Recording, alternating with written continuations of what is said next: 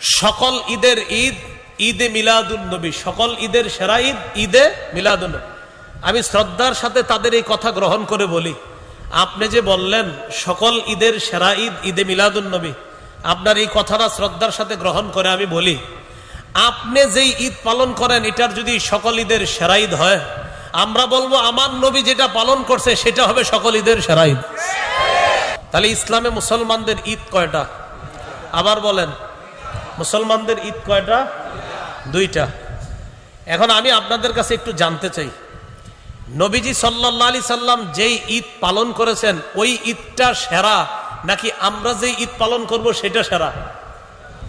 নিঃসন্দেহে নবীজিরটা সেরা, নবীজির সাথে যারা পড়ছে ওইটা সেরা। এখন কথা হলো আপনারা যেটা করেন সেটা আমার নবী করছে কিনা? জবাব হলো না। অতএব আমার নবী যেই ঈদ করছে সেটাই সেরা ঈদ, আপনাদেরটা যেটা এটা সেরা ঈদ না। কোথাও যদি দেখেন লেখা আছে ঈদে মিলাদুন নবী সকল ঈদের সেরা ঈদ, আপনি নিচে লিখবেন, প্রিয় ভাইয়া শ্রদ্ধার সাথে আমিও আপনাকে বলছি, আপনি বলছেন আপনার ঈদ সকল ঈদের সেরা ঈদ, আমি নিচে লিখে দিলাম আমার নবীর ঈদ সকল ঈদের সেরা ঈদ। আপনি খালি আগে এইভাবে বলবেন, যেমন আমরা দুইজন, তো উনি বলতেছি ঈদে মিলাদুন নবী সেরা ঈদ, তা আমি বলতেছি নবীরটা সেরা ঈদ।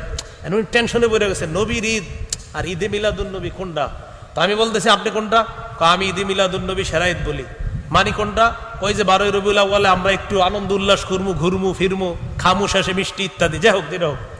তো উনি বলতেছে ঈদে মিলাদুন নবী এটা হলো সকল ঈদের সেরা ঈদ। তা আমি বললাম ঠিক আছে, আপনার কথা শ্রদ্ধার সাথে গ্রহণ করে বলছি আমার নবীরটা সেরা ঈদ।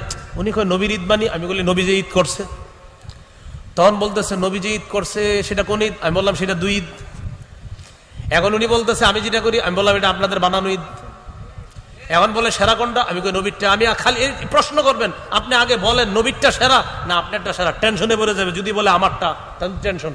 এই জন্য যারা বলবে ঈদে মিলাদুন নবী সকল ঈদের সেরা ঈদ, আপনি বলবেন আগে বলেন নবীর ঈদ সেরা না আপনারটা সেরা।